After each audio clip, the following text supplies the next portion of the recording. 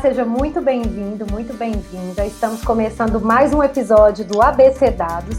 Meu nome é Juliana Lima e hoje a gente vai falar sobre ciência e tecnologia. Então, aí de terra plana ou coronavírus, nós ainda temos que aprender muito, não é mesmo?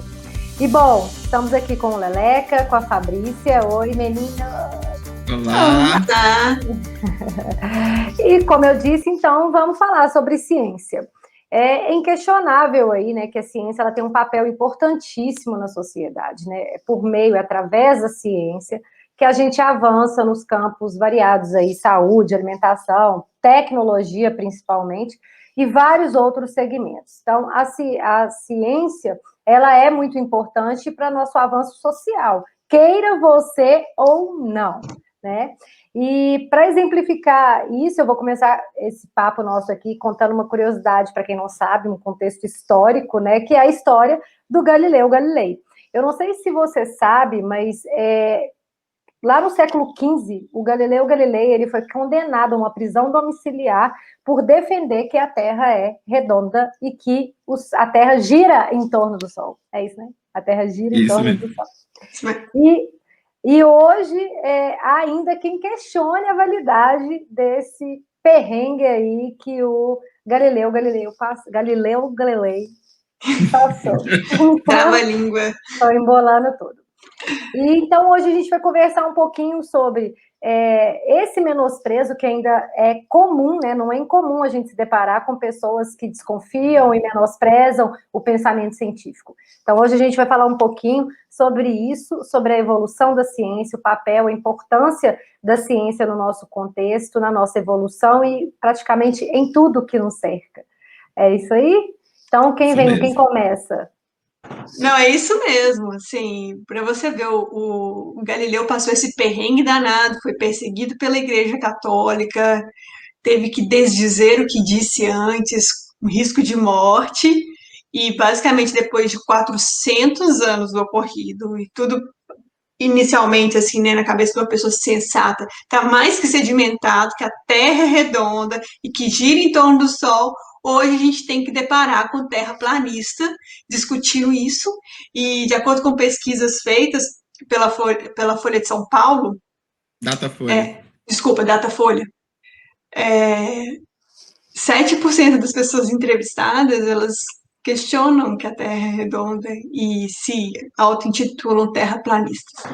Então, assim, é de deixar o cabelo em pé mesmo, mas onde tem obscurantismo a gente vai ter que trazer luz, então a gente está aqui para contribuir um pouco com essa questão, com essa discussão e levar um pouco de informação, dados para nesse sentido, para que esse tipo de aberração, essas pessoas eu acho que elas estão perdidas mesmo, mas que elas não se reproduzam, que elas não se ecoem, né? Então a gente vai discutir hoje o que a comunidade científica tem falado disso e como ela tem tratado essas aberrações que têm surgido. E como que a tecnologia também, eu acho, ela aprimora o desenvolvimento, né, científico, ela facilita muita coisa. Eu acho que a gente vai falar sobre isso também um pouquinho, né, Leleca? Sim. Então, o que a comunidade tem falado sobre essa situação? Um cientista, um físico e matemático, Alan Sokal, autor do livro Imposturas Intelectuais, ele fez O que aconteceu? Ele, puto da vida, com vários periódicos científicos, ele quis provar para a sociedade que essa galera, esse pessoal terraplanista, por exemplo, sequer comprova as teorias deles. O que ele fez? Ele escreveu um artigo científico sem pé nem cabeça, mandou para um periódico, o Social Text, isso foi em 1996. Mandou para esse periódico esse artigo dele, e o periódico publicou o artigo sem ter lido, com vários erros, várias falhas, e na época foi um escândalo na comunidade científica. E ele provou que o povo é tão louco, tem essa galera que investe, né, nessas teorias conspiratórias tão loucas, que publica artigos sem fundamento nenhum. Ele tem uma frase que ele ainda diz assim, ó: o pior inimigo da ciência não é Deus, são os políticos e a propaganda.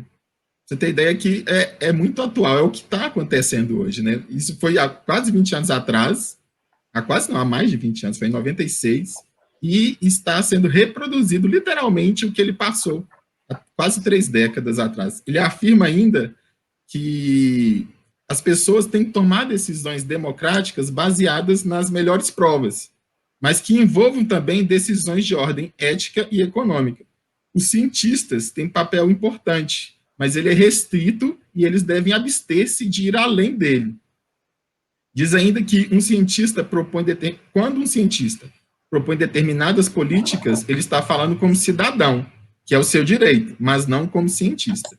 Então, cabe a nós analisarmos quando alguém vem e fala sobre um determinado estudo ou uma determinada teoria, da gente ir atrás e ver se aquilo é verdade mesmo, não só porque é um cientista que está falando, mas qual a relevância desse cientista?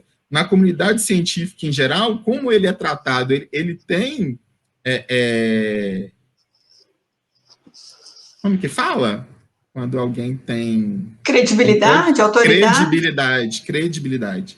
Isso, se aquele cientista ele tem credibilidade daquilo que ele está falando ali. A gente vê um monte de gente aí que se diz estudioso, cientista e tal, que fala um monte de abobrinha. Né? O nosso presidente mesmo segue um estudioso, bem entre aspas, Olavo de Carvalho, e uma pessoa dessa tem credibilidade, gente? Ele é chacota no mundo inteiro, e o presidente do Brasil segue as teorias mais esdrúxulas desse cara. Contar uma outra coisa para vocês. Uma documentarista brasileira, Eliane Brum, estava vendo um artigo dela no jornal El País, ela acompanhou uma expedição científica para a Antártica no início desse ano, e ela retratou a experiência que ela viveu lá. Assim que eles estavam chegando numa ilha lá na Antártida, o capitão do navio pediu para ninguém descer, porque tinha acabado de chegar na ilha como é que chama o treco lá de navio, de turista? Um cruzeiro. Cruzeiro. Tinha acabado de chegar na ilha um cruzeiro de turistas, tinha 100 turistas a bordo, e que os cientistas não poderiam descer naquele momento, porque ia estragar a experiência dos turistas na Antártida. Ela descreve assim, não, meus amigos, os mais de 100 turistas de um navio queriam estar sozinhos na ilha. Sim, a visão dos cientistas pesquisando o impacto da crise climática sobre as colônias de pinguins arruinaria a ilusão da Antártida isolada, da aventura num lugar que ninguém alcança, exceto se tiver muito dinheiro. E ela comenta com um outro colega de expedição, que ela fala assim, com tristeza, expliquei a ele que no momento em que a verdade se tornou uma escolha pessoal, a ciência e os cientistas se tornaram párias.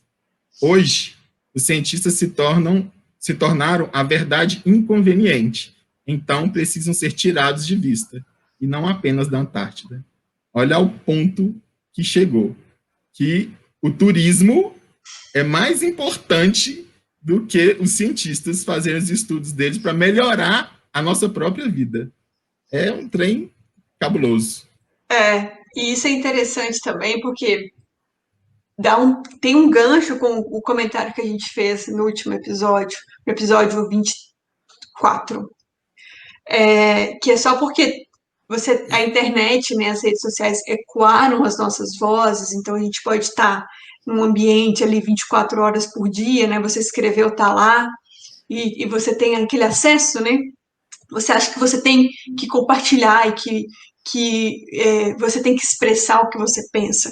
Então, o Yuval Noah Harari, ele escreve muito sobre isso, né, os livros dele, a base, muito embora ele seja um historiador, né, a formação dele seja como historiador, ele avança muito através da forma como ele escreve um estilo mais storytelling, quase que um sci-fi, ele avança muito para essa área científica, tecnológica, ciência da informação, então ele tem muito conteúdo para esse segmento, então ele acaba discutindo essas coisas, sabe? Igual você deu esse exemplo da Antártida, Vamos falar do problema do meio ambiente, né, do aquecimento global. Ele traz explanações no sentido assim, isso é um fato. Os cientistas, eles lidam com o fato. Então, ele vai trazer para você, olha, dentro de tal período, isso, se continuarmos assim, vai aumentar esse tipo de gás na atmosfera e isso vai tornar inviável. Isso é um fato. O que você vai fazer com esse fato já é uma decisão sua. Isso aí já é uma decisão política. Então, por exemplo, eu não tenho problema, eu não sou um ambientalista, eu não estou nem aí. É uma decisão minha que eu vou virar as costas para esse problema e vou cuidar da indústria, vou cuidar de outras coisas. É uma decisão política minha. Seja eu como uma pessoa que vai votar, seja eu como uma pessoa que quero me eleger, é o que eu defendo, é o que eu acredito. Essa é uma forma de ver. Olha, o oposto disso seria o quê? Eu quero uma solução sustentável, uma solução que visa garantir o desenvolvimento, a produção, mas também que protege o meio ambiente. Então, eu vou trazer o pessoal para perto de mim porque eu quero isso. O que a gente está vendo é outra coisa. O que a gente está vendo são as pessoas negando o fato. É o que o Yuval fala, é isso. Você não pode negar o fato. É isso, pronto. Olha, a produção é essa, a quantidade de seres humanos no planeta é esse, a gente tem recurso para esse período. Se a gente não fizer isso, o fato de você não acreditar não vai impedir que isso aconteça. Você não discute o fato. Agora, se você, com uma decisão autônoma, fala assim, não, eu não quero proteger o meio ambiente, isso é uma decisão política sua, mas você não pode simplesmente falar que não, isso é mentira. Eu tenho fatos alternativos. Isso é manipulação. Isso é para vender mais tecnologia, que é o que eles falam, né? Porque quando a gente era criança, tinha um problema seríssimo com a camada de ozônio. Você não podia usar desodorante de spray, porque Aerosol. aquilo ali tinha um gás e tal. Aí mudou. Não é mais o ozônio, não é um problema.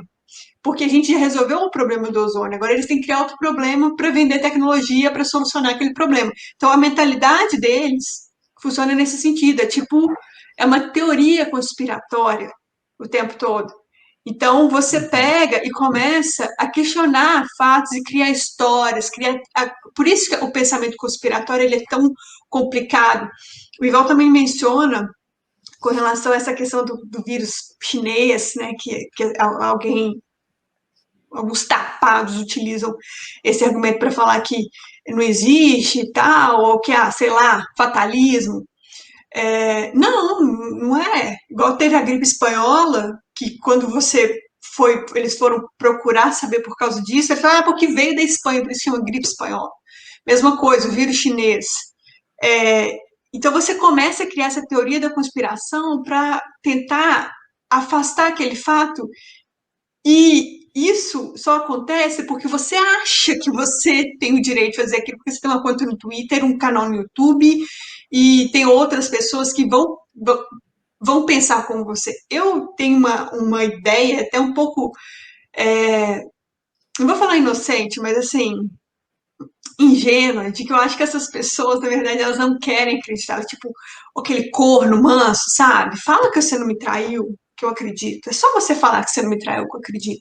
Então, esses negacionistas, eu acho que eles têm aquele instinto natural para ser corno, entendeu? Com relação à Terra plana, eu não tenho a menor ideia de onde que isso vem. Talvez seja mais um esforço global de enfraquecer e fragilizar as bases científicas.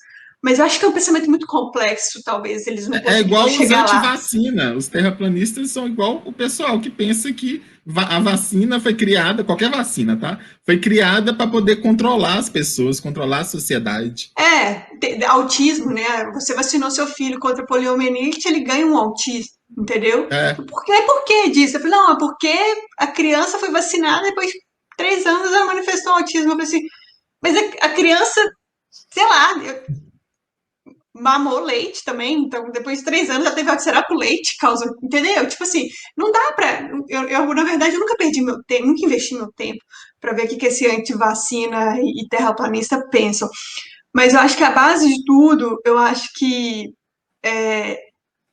a democracia que a internet traz, ela vem com uma conta para ser paga. Eu acho que o fato deles acharem que pode falar, que pode pensar, e assim, não ter menor conhecimento com relação ao meio ambiente, não entender nada de meio ambiente, e depois de 2 semanas, YouTube, Twitter e tal, eles já são assim, tem uma página de meio ambiente falando asneira, sabe? Eu acho que isso acaba que ecoa essa voz, dessa ideia de que você tem o direito de falar, você tem que manifestar, ao passo que a única coisa que você pode fazer é manifestar a sua posição política, mas você não pode questionar as bases científicas, porque isso é um método, isso é uma hipótese que foi testada e foi conclusiva nesse sentido. Exatamente. Então, vamos lá para os dados da ciência no Brasil. A National Science Foundation, NSF, lá dos Estados Unidos, fez uma pesquisa voltada para o Brasil, e eles mostraram o avanço da ciência aqui. E em uma década, o Brasil teve um salto de 69% no número de artigos científicos publicados. De 2008 até 2018, houve um aumento de 35 mil publicações a mais. Pulou de 2008 com 35 mil para 2018 com 60 mil artigos científicos publicados. Esses artigos científicos da pesquisa os que foram publicados em periódicos de ciência relevantes, tá? Então, não é todos os artigos científicos que o Brasil publicou, não. Mais para frente eu vou falar sobre isso. Isso é por ano?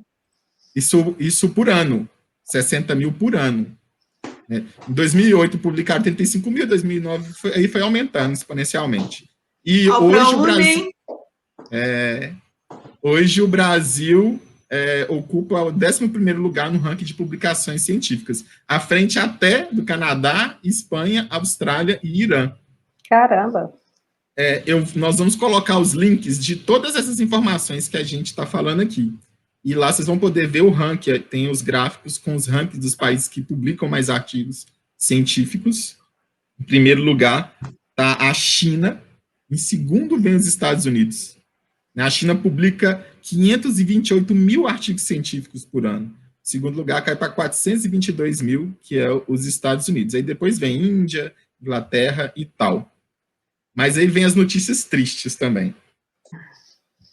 De acordo também com a NSF, e é público e notório essas informações, a gente já foi até para a rua, eu mesmo fui para a rua em um desses movimentos aí antes da pandemia, que foi quando o governo cortou os recursos da CAPES, reduziu em 30% os investimentos para a CAPES. Esse foi o Bolsonaro ou foi o Temer? Desculpa, não te ouvi, Fabrício. Esse foi o Bolsonaro ou foi o Temer? Foi no Temer. O corte da CAPES foi no Temer. Na época do Temer. E depois, já na época do Bolsonaro, ele reduziu em 80% os investimentos no CNPq, e que é nada mais, nada menos os investimentos que são para a compra de insumo e equipamentos para a galera produzir ciência no Brasil. Um levantamento dessa entidade apontou que, até outubro de 2019, o Brasil perdeu 17.892 bolsas de estudos devido ao contingenciamento de recursos na área. Isso reflete até em pesquisas importantíssimas que o Brasil já produziu. Na época da Zika, em 2015, quem descobriu o vírus e produziu a vacina em tempo recorde foi a Fiocruz e as universidades brasileiras. E aí houve articulação para o resto do mundo. Os outros países que a Zika apareceu foram de acordo com os estudos que o Brasil produziu. E aí vem mais. Outro dado. As universidades públicas brasileiras, elas realizam hoje 95% dos estudos científicos no Brasil. E aí vai de encontro com o que o presidente da galera aí, que ele não é meu não, ele fez uma reportagem da Jovem Pan, acho que foi em 2020. Ele falou assim, e nas universidades, você vai na questão da pesquisa, você não tem. Poucas universidades têm pesquisa, e dessas poucas, a grande parte está na iniciativa privada, como a Mackenzie de São Paulo, que trata do grafeno. Essa fala do Bossal, que foi lá em 2020, a comunidade científica brasileira ficou tão puta da vida, e eles se posicionaram, óbvio, como que não ia se posicionar numa asneira dessa que ele fala? O presidente da Academia Brasileira de Ciências, Luiz Davidovic, físico e professor da Universidade Federal do Rio de Janeiro, ele veio e falou assim, ó, de acordo com a recente publicação feita pela Clarivate Analytics, a pedido da CAPES, o Brasil, no período de 2011 a 2016, publicou mais de 250 mil artigos na base de dados Web of Science, em todas as áreas de conhecimento, chegando a corresponder à 13ª posição na produção científica global. Isso no estudo entre 190 países, o Brasil ficou em 13º lugar. E as áreas de maior impacto correspondem à agricultura, medicina, saúde, física, ciência espacial, psiquiatria, odontologia, entre outros. Todos os estados brasileiros estão representados dentro dessas publicações científicas. E desses 95%, 20 universidades publicaram, 5 estaduais, 15 federais, das quais 5 estão na região sul, 11 no sudeste, 2 no nordeste e 2 no centro-oeste. Mas, Leleca, esse marco, assim, 11º lugar entre 190 países, está na frente de países considerados primeiro países desenvolvidos, isso já é um grande feito. Mas mais feito ainda, mais interessante ainda, se a gente comparasse a quantidade de recursos. Entendeu? Exatamente. Quanto de dinheiro foi investido, investido, né? Para você conseguir chegar nesse 11ª posição, e quanto que o 10º colocado ou o 9º colocado teve que investir para ter essa mesma relevância. Então, O Brasil assim, não se investe em nada, é milagre que se faz aqui. Porque assim, eu tive amigos que eram bolsistas, pessoas assim, com um nível assim, intelectual elevadíssimo, que qualquer empresa na iniciativa privada e tal iria pagar um salário muito bom para ter aquele tipo de mente trabalhando para eles. Eles estavam, na época, eles estavam trabalhando para algo que era equivalente a 2 salários mínimos. Para pesquisa, que era a bolsa, quase 3 salários mínimos, que eram a bolsa destinada para estudantes, e aquela mente, assim, em favor da ciência, em favor, assim, porque quando você estuda, né, quando você desenvolve uma tese, você está realmente contribuindo ali para a sociedade, muito mais do que para você mesmo. Tudo bem que o legado é seu, né, a massa cinzenta fica na sua cabeça, mas o que você produz vai direcionar várias outras coisas. Então, assim, essas mentes, assim, e é extremamente tortuoso. Eu já trabalhei com pesquisa, trabalho hoje em dia, mas eu trabalho na iniciativa privada. Não é fácil, é angustiante, é difícil, é mal pago, e eles ainda conseguem fazer trabalhos, assim, de extrema relevância, que alçam na 11ª colocação um país que dava para ser até amargurado, né? Então, assim, não vale a pena, vou defender meu futebol em outra área, que aí eu ganho mais. Porque, imagina, você está trabalhando lá com a sua pesquisa no mês, você tem 80% de corte, você não tem sua bolsa mais.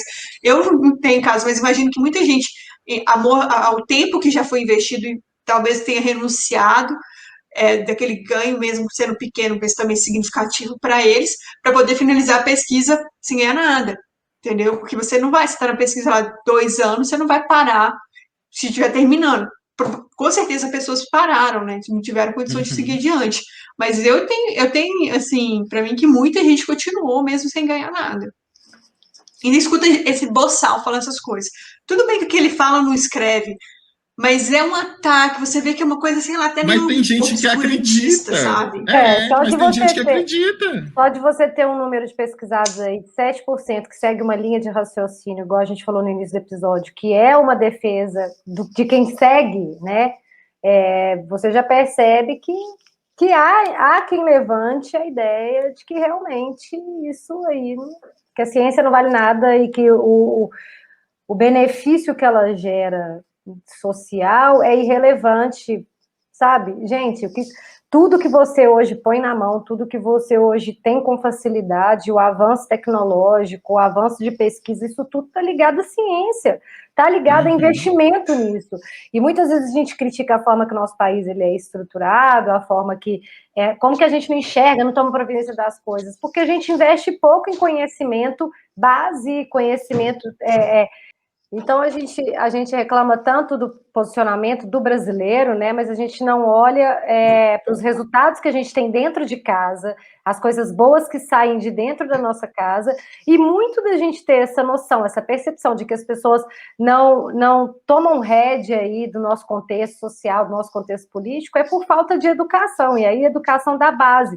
O que dirá investimento em pesquisa, investimento em avanço de produção científica. Então, a gente não pode desvalorizar, e é muito comum, isso que eu vou falar com vocês, eu já ouvi pessoas que pensam que os pesquisadores que recebem esses benefícios, né, e que seja do Estado, ou que seja de uma instituição privada, são vagabundos que estão ali curtindo a vida, e viajando, e aproveitando, mamando nos órgãos públicos, e mamando no Estado, e tudo mais. Claro que raríssimas exceções tem. Óbvio que tem aqueles que estão nesse papel de mamar realmente no Estado e se beneficiar de um investimento público. Mas a grande maioria, cara, recebe uma mixaria para poder pesquisar. E isso é revertido na sociedade, dependendo do nível da pesquisa, da produção daquela pessoa, aquilo ali ele é revertido para o nosso benefício. Acho que foi a Fabrícia que falou que o cara está produzindo nem é para o ego dele, não, é para causar um impacto, é para mudar uma forma de pensamento, é para comprovar que A mais B é igual a X e alguma coisa. Então, há o estudo dessa pessoa, né? É tempo, é conhecimento, é fosfato que a pessoa está queimando ali. Dedicação de uma vida. Total, e que muitas vezes a gente não faria 1% do que essa pessoa faz, sabe?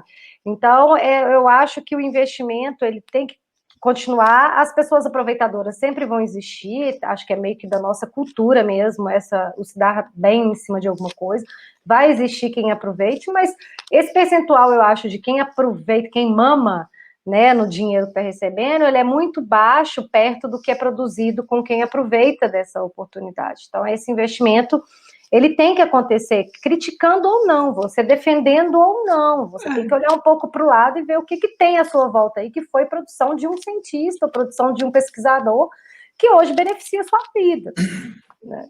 E aí, é investimento, entendeu? Não é todo investimento que você vai ter um retorno também, não. Então, vamos supor, você teve um X valor de investimento e você teve um retorno lá, dobrou, isso já é um retorno. Por mais que tenha um ou outro ali, que talvez não consiga completar a pesquisa, ou então não dá o retorno que imaginou inicialmente, eu acho que essas pessoas que questionam a pesquisa científica no Brasil, elas nem têm tanto isso em mente, sabe? Eu acho que a primeira coisa é essa dissociação da educação, do aprofundamento, que isso demanda tempo. Então, você desenvolve uma pesquisa de doutorado ali, você tem de 4 a 8 anos. Olha só, 4 a 8 anos. Então, você pega a média de vida do brasileiro, que está 73 anos, a pessoa passa 10% da vida dela pesquisando numa tese de doutorado. Então, isso não é tão pragmático quanto você construir uma casa, sabe? Então, assim, talvez a associação que eles fazem é no sentido de que é muito abstrato para a cabeça deles, eles não conseguem entender. Isso se ele tiver com uma boa intenção, porque para mim, as pessoas que eu vejo descendo a lenha são pessoas rancorosas, amarguradas, frustradas, que queriam estar ali com uma mente bem afiada, com aquela mente curiosa, que senta e lê e pesquisa, mas elas não conseguem. Então, a vontade delas é tanta de fazer aquilo que ela começa a questionar, a criticar, a falar que você está discutindo o sexo dos anjos, mas a pessoa não tem condição nenhuma de ser lançada num nível complexo de uma discussão, porque ela não consegue absorver, ela é tão egomaníaca que para ela aquilo não existe. Se ela não consegue conceber, ela não existe, entendeu? E aí que vem a ideia do negacionista. Então, tipo assim, eu não sou bom, intrinsecamente eu não sou bom para aquilo, mas aquilo é muito bom, aquilo ali é o supra-sumo da intelectualidade, então eu vou começar a falar mal daquilo, entendeu? Porque eu quero tanto aquilo que eu não posso ter, sabe? Então é uma coisa, sei lá, meio freudiana, meio... Porque não tem outra justificativa, sabe? É isso mesmo. Manda eu acho que negacionista, essa galera, tudo é uma, pô, invejoso, corno, só qualidade ruim. Fica fora dessa. Eu adorei Fabrícia hoje tá o revolta. corno.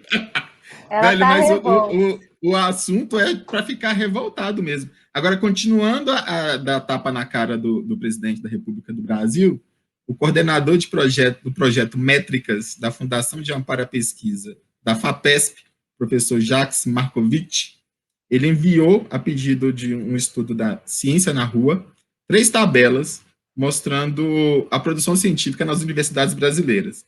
A primeira, ela indica que das 20 universidades que mais publicam no Brasil, não há nenhuma privada. A segunda tabela, ela mostra resultados de todas as universidades do Brasil em rankings internacionais e observa que aparece apenas as PUCs, em termos de privadas, em posições relativamente baixas. E na terceira tabela, ele observa que das 100 universidades brasileiras que mais publicaram artigos científicos no quinquênio 2014 e 2018, há apenas 17 privadas. E a melhor colocada é a PUC do Paraná, em 37º lugar. Ou seja, cadê que é a universidade privada que está bancando os artigos científicos no Brasil? São só as federais e estaduais. Não Só tem quem nada nunca disso. passou na calçada de uma universidade que fala uma coisa dessa. Exatamente. Se você tem um mínimo de vivência de universidade, eu sou da PUC, excelente, muito boa, tive uma excelente formação, mas no quesito de pesquisa, não chega perto da federal. Porque Não, nem no dedinho do pé. isso eu acabei de falar, para você pesquisar, você precisa de uma estabilidade. Entendeu? Muito embora tenha incentivos bons, professores da PUC queiram fazer doutorado e tal, investir nisso, tem uma redução de carga horária, tem uns benefícios que ainda incentivam, ainda tem um espírito ainda de pesquisa pairando ali, mas nada tão substancial quanto numa federal, que tem alocado verbas anuais para pesquisa. Então, você tem ali professores totalmente voltados, oportunidade de crescer, porque eles devem passar muita raiva, devem ganhar pouco, então, assim, a única coisa boa que tem lá é fazer pesquisa. Então, muitos professores têm esse perfil de pesquisador, entendeu? Então, isso acaba refletindo nos alunos que têm cadeiras muito boas também lá, linhas de pesquisas muito boas. A PUC também tem linhas de pesquisa muito boa, mas essa pré-autorização de verbas que até então existiam, né, facilitavam para essa ideia do aluno começar, desde ali dos primeiros períodos, já começar a flertar com essa área de pesquisa e amadurecendo mais, entra mais a fundo dessas pesquisas. E também, se eu vou falar, um mestrado na PUC é caríssimo, né? Federal já é E tem grato. outras questões também. Laboratórios de pesquisa são investimentos altíssimos. E as instituições privadas, ela não quer saber de gastar a grana com investimento. Ela quer lucro, ela quer retorno. Então, é mais fácil e mais vantajoso para as instituições privadas investirem somente em pessoal e não em tecnologia. Então, a maioria das pesquisas de universidades privadas é da área de humanas, onde não é necessário realmente ter aquele investimento em tecnologia pesado. Em Belo Horizonte, por exemplo, a única universidade que tem um curso de química é a UFMG.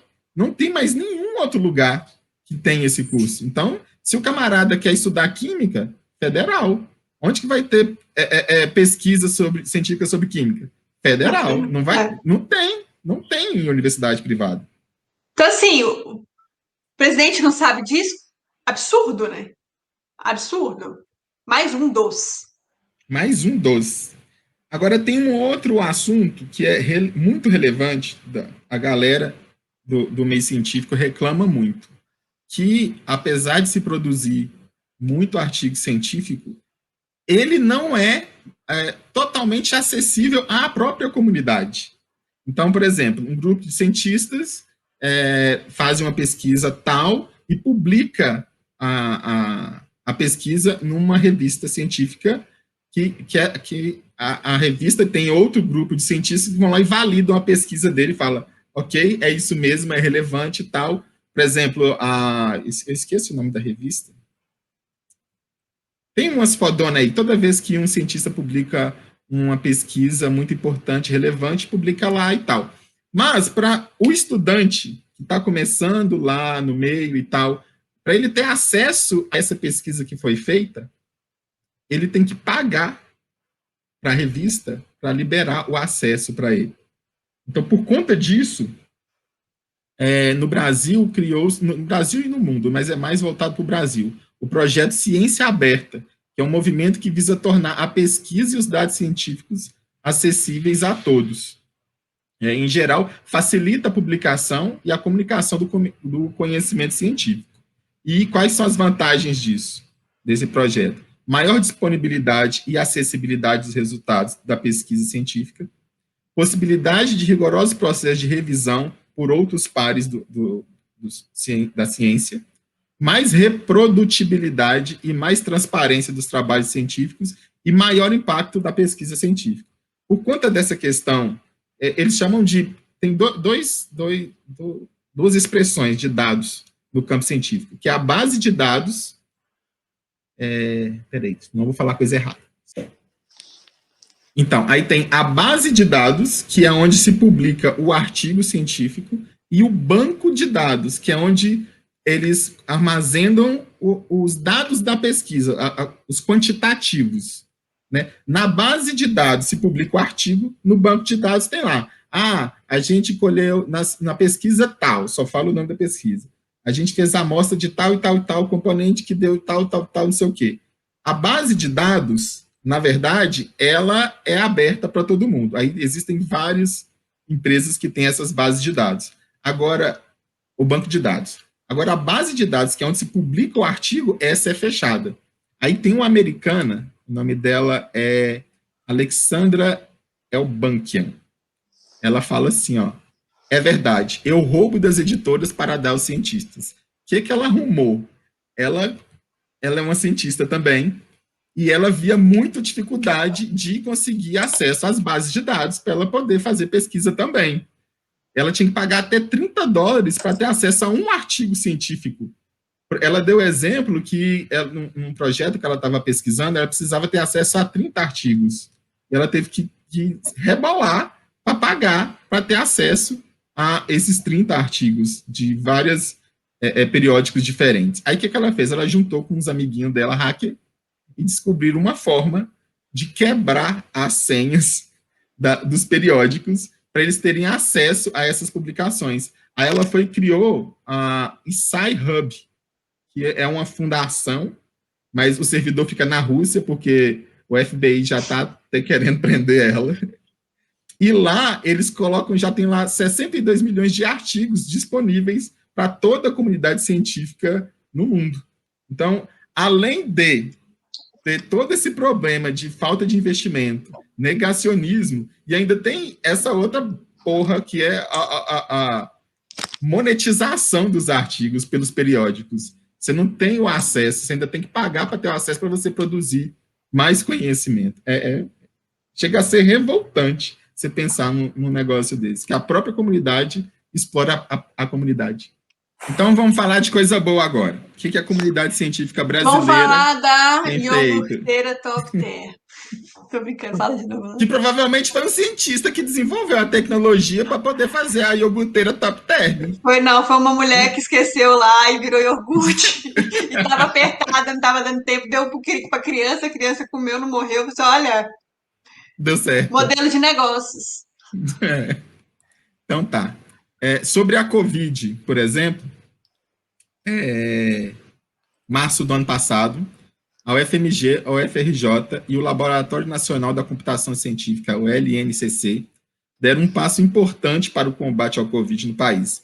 Eles sequenciaram os primeiros 19 genomas da doença em pacientes de 5 estados. Isso um mês após terem descoberto o Covid no Brasil. E durante a pesquisa, esse sequenciamento, eles fizeram em 48 horas. E foi a partir daí, dessa pesquisa que as duas universidades federais e o laboratório fez, que começou realmente o desenvolvimento das vacinas e tal. Em fevereiro, apenas dois dias depois do primeiro caso de corona na América Latina, Os pesquisadores do Instituto Adolfo Lutz e da USP, e junto com a Oxford do Reino Unido, eles publicaram a sequência completa do genoma viral, que hoje é conhecido como SARS-CoV-2, que é o COVID-19. Também, em 2020, pesquisadores do Centro de Estudos sobre Genoma Humano e Células-Tronco, da USP, e de outras instituições nacionais e internacionais, concluíram o banco de dados genômico de idosos da América Latina. O resultado do estudo, que começou em 2010, foi publicado na plataforma BioRxiv, acho que é assim que fala. E em 10 anos, olha você ver a pesquisa de tão importância, em 10 anos eles conseguiram mapear os dados genômicos dos idosos da América Latina. Eu não sei quantas mil idosos que eles fizeram isso, mas a partir desse estudo, eles vão identificar 300 mil coisas que podem ajudar as pessoas a partir de 60 anos de idade, os problemas que podem vir causar, e tratá-las antes dos problemas acontecerem. Essas foram as informações que a gente colheu para o episódio não ficar muito longo.